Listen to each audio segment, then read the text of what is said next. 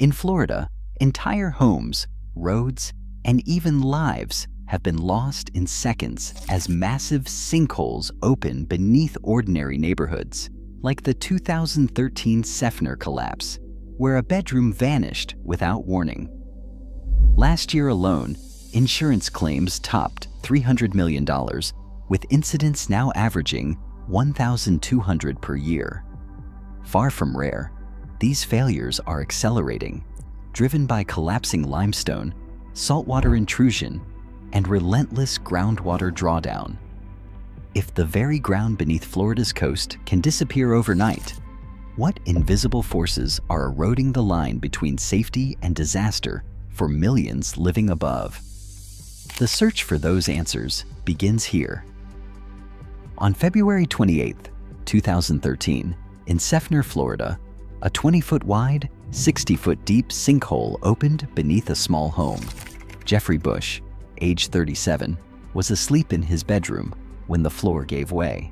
Despite desperate rescue attempts by his brother and first responders, Bush's body was never recovered.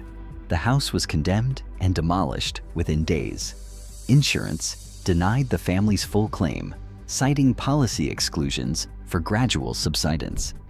Property values in the neighborhood plummeted by more than half, leaving residents with mortgages on land now considered uninsurable.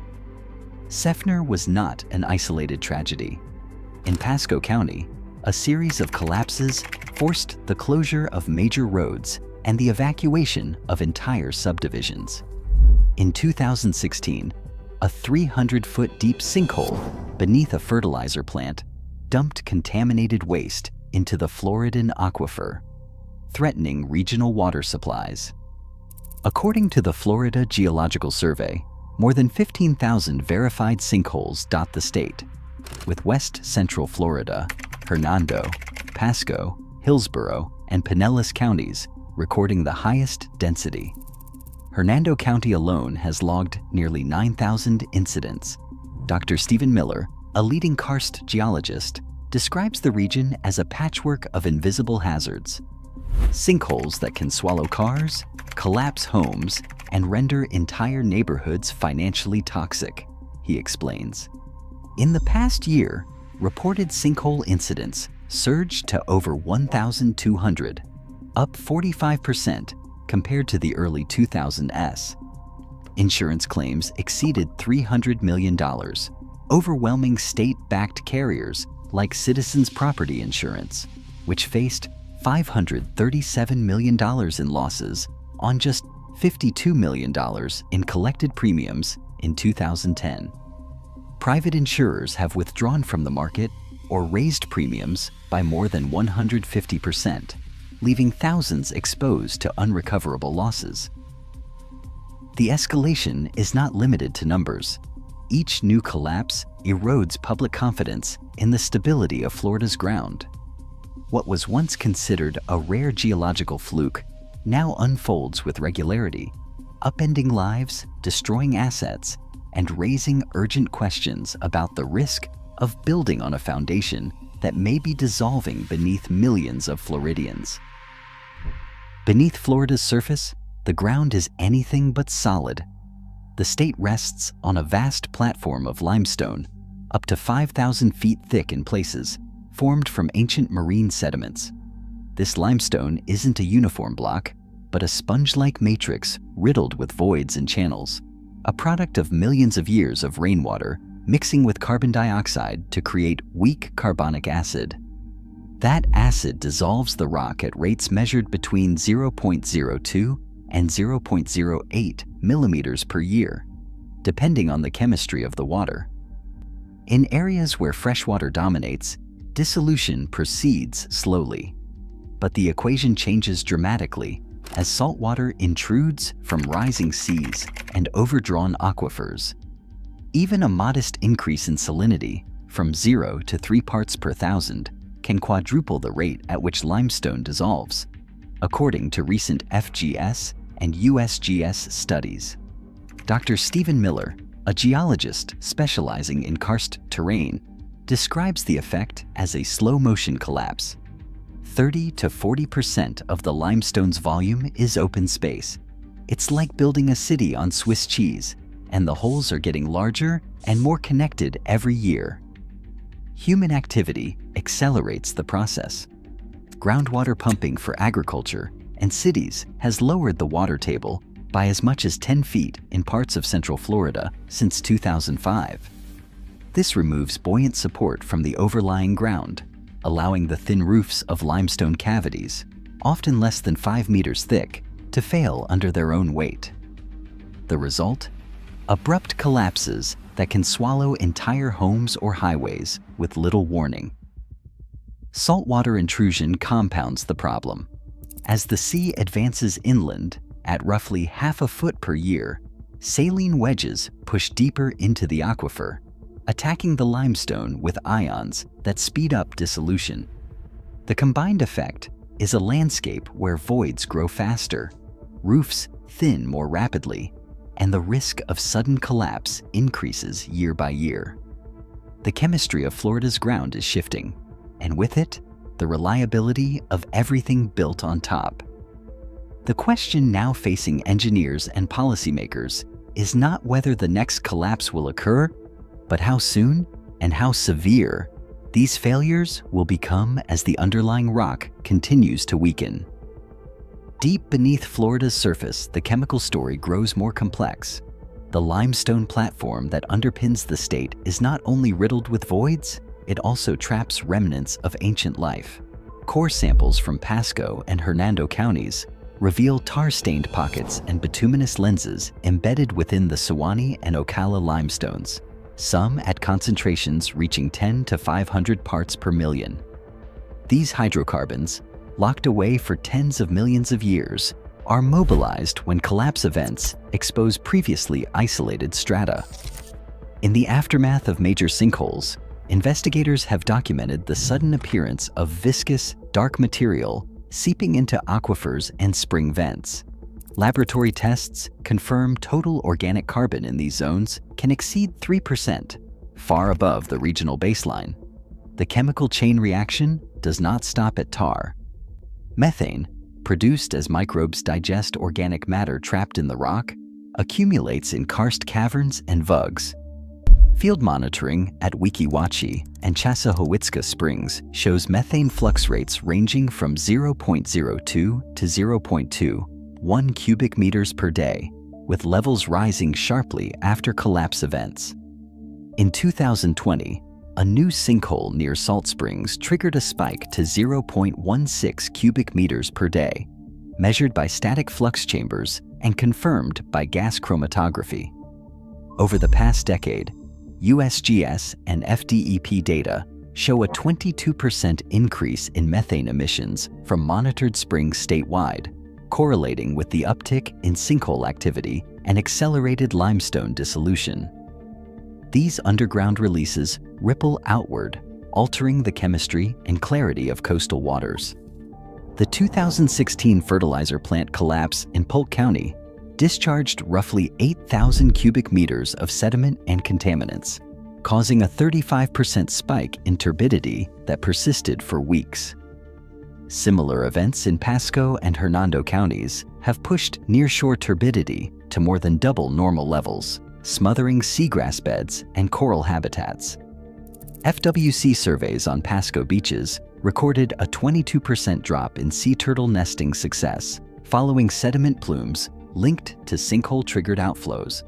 Dolphins and manatees, sensitive to changes in water quality, have abandoned traditional feeding grounds in the wake of these disruptions.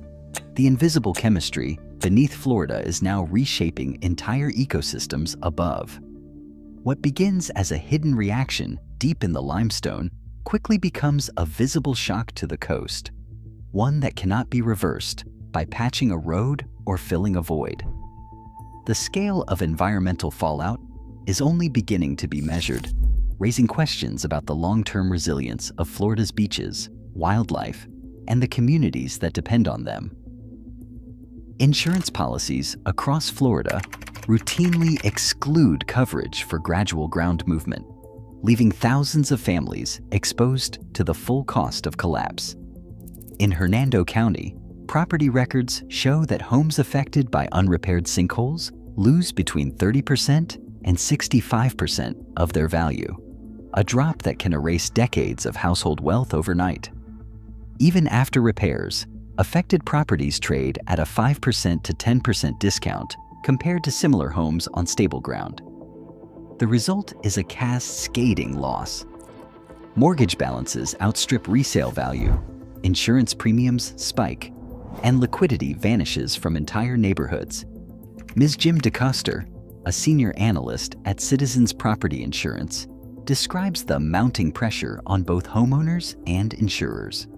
Citizens now holds more than $5 billion in sinkhole exposure, with annual claims regularly exceeding $300 million.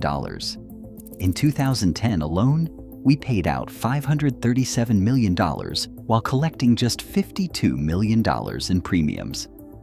The private market has responded by withdrawing from high-risk counties or raising rates by more than 150%, forcing families to either accept bare-bones coverage or go without altogether. Lloyd's of London, a global reinsurer, has hiked its Florida sinkhole premiums by similar margins, citing actuarial models that project continued acceleration as sea level rise and groundwater drawdown destabilize the Limestone platform. State Farm, once the largest private carrier, handled 769 sinkhole claims in 2011, but only 107 by 2014, after restricting new policies in the region. The number of homeowners with sinkhole coverage has dropped by over half since 2011, leaving a growing population unprotected against catastrophic loss.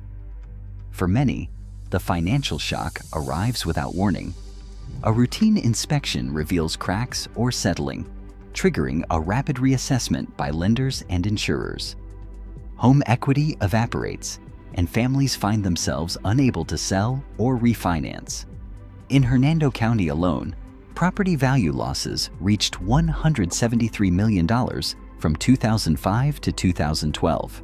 Each new collapse sends ripples through the local economy, undermining tax bases, straining public services, and deepening the divide between those who can afford to remediate and those who cannot. The vulnerability is not theoretical. It is measured in lost savings, abandoned homes, and mounting debt, all tied to the invisible instability beneath the surface. On a summer morning in 2015, traffic on US 19 in Pasco County ground to a halt. A section of the highway had begun to buckle, the asphalt dipping into a growing depression. Engineers traced the cause to a sinkhole that had opened beneath the roadbed, exposing a 7-meter wide cavity and threatening to sever a major north-south artery. Emergency crews mobilized within hours, injecting over 12,000 cubic meters of polyurethane grout into the voids below, at a cost exceeding $28 million for just a 4.5-mile stretch. The repairs stabilized traffic, but ground-penetrating radar revealed additional pockets of instability lurking beneath the pavement. Interstate 4 has faced similar threats. In Polk County, a 2-mile segment required the installation of 1,200 deep micropiles, each averaging 60 feet, to anchor the overpass structure. The project wrapped up in 2024 with a final price tag of $118.7 million. Yet even with these measures, the underlying limestone continues to dissolve, forcing the Florida Department of Transportation to monitor for new voids with ground-based radar and microseismic arrays. Michael Carpenter, a senior geotechnical engineer, describes the dilemma plainly. You can fill a void or drive a pile, but you're only buying time. The rock keeps dissolving, and the next collapse could be feet or yards away from your last fix. Grouting and piling have become standard practice, but cost and lifespan remain limiting factors. Polyurethane grout may hold for 5 to 7 years before renewed dissolution undermines the repair. For every mile of highway or bridge remediated, dozens more remain at risk, an equation that grows more daunting as sea level rise and saltwater intrusion accelerate the pace of subsurface collapse. The 2021 collapse of Champlain Towers South in Surfside brought these risks into stark relief. Forensic teams found evidence of limestone voids and saltwater corrosion beneath the building, fueling debate among engineers over whether the collapse was triggered by subsurface deterioration, design flaws, or both. In the aftermath, inspections flagged dozens of coastal high-rises for urgent review, highlighting the limits of remediation in a landscape where the ground itself is changing faster than structures can be reinforced. Across West Central Florida, the ground is under constant surveillance. Microseismic arrays, networks of sensitive geophones, now dot the region's karst corridor, quietly listening for the faintest signs of collapse. These instruments detect tremors too small for humans to feel, often registering at magnitudes below 1.0. In 2024 alone, arrays in Pasco and Hernando counties recorded over 120 such micro-events, each a subtle warning that the limestone below is shifting or giving way. The Florida Geological Survey and USGS have confirmed that more than 450 micro-seismic events were linked to sinkhole formations statewide from 2022 to 2025. Alert times for these precursors can be as short as 2 minutes, but false alarms remain a challenge, with current filtering algorithms reducing error rates to around 15%. These early warning systems are not confined to Florida's urban core. The same porous limestone and interconnected aquifer system stretches northward, forming a continuous karst belt up the Atlantic coastal plain, through Georgia, the Carolinas, and as far as New Jersey. The Floridan aquifer, which supplies water to millions, does not recognize state lines. Sinkhole incidents have been documented in southern Georgia and coastal South Carolina, where similar monitoring efforts are now underway. Regional data show that the risk profile is not unique to Florida. It is shared across a corridor more than 1,200 miles long. The scale of exposure is staggering. As microseismic networks become more widespread, the number of detected subsurface events continues to rise, revealing a hidden instability beneath some of the nation's most valuable real estate. With each new alert, the question grows more urgent. How much of the Atlantic coast is vulnerable to the same forces that are reshaping Florida's landscape? The next section turns from detection to the economic stakes of building on ground that may be quietly dissolving beneath our feet. Florida's economic exposure to ground instability is measured in trillions. The state's coastal real estate alone is valued at over $3 trillion, a sum that includes not only homes and condos, but also ports, hotels, and critical infrastructure. Underlying this is a $100 billion annual tourism industry, with roughly 12% of all visitor spending directly tied to beaches and coastal amenities. These are not abstract figures. They represent tax bases, retirement portfolios, and the collateral behind tens of billions in municipal bonds and private loans. Mortgage lenders and insurers have begun to quantify the risk. In high-density sinkhole counties like Hernando and Pasco, mortgage default rates have risen by as much as 14% compared to statewide averages, according to recent analyses by Moody's and Freddie Mac. Properties with unrepaired sinkhole damage lose up to 65% of their value, while even repaired homes trade at a persistent discount. For lenders, this means an expanding pool of underwater mortgages and a shrinking appetite for new loans in affected zones. Insurers, already facing annual sinkhole claims exceeding $300 million, have withdrawn from large swaths of the market or raised premiums by triple digits. Citizens Property Insurance, the state's insurer of last resort, now holds more than $5 billion in sinkhole exposure, a concentration that strains its reserves and threatens its ability to pay future claims. Lloyd's of London and other reinsurers have hiked rates or capped coverage, citing actuarial models that predict continued acceleration of losses as sea level rise. saltwater intrusion, and groundwater drawdown undermine the state's limestone foundation. With so much capital at risk, the stability of Florida's ground has become a financial question as much as a geological one. Each new collapse reverberates through balance sheets, municipal budgets, and the broader economy, forcing a reckoning with the true costs of building on dissolving ground. Federal disaster aid is not guaranteed for Floridians living above dissolving limestone. FEMA routinely excludes coverage for gradual subsidence, leaving entire neighborhoods ineligible for relief after a collapse. State programs, already strained by hurricane and flood claims, face mounting deficits as sinkhole incidents accelerate. In 2023, the Florida Senate debated a bill proposing $1.5 billion for sinkhole mapping and mitigation. But the measure stalled amid disputes over funding priorities and eligibility. Meanwhile, Citizens Property Insurance, the state's last resort carrier, now holds more than $5 billion in sinkhole exposure, with no clear path to long-term solvency. Engineering responses are hitting hard limits. Ground-penetrating radar, the primary tool for detecting voids beneath roads and buildings, cannot reliably identify cavities deeper than 10 meters or smaller than 2 meters across. Grouting and piling, standard fixes, are temporary by design. Polyurethane grout, injected at costs exceeding $2,500 per cubic meter, typically lasts 5 to 7 years before renewed dissolution undermines repairs. For every stabilized mile of highway, dozens more remain at risk. As Michael Carpenter, a geotechnical engineer, points out, you can buy time but not certainty.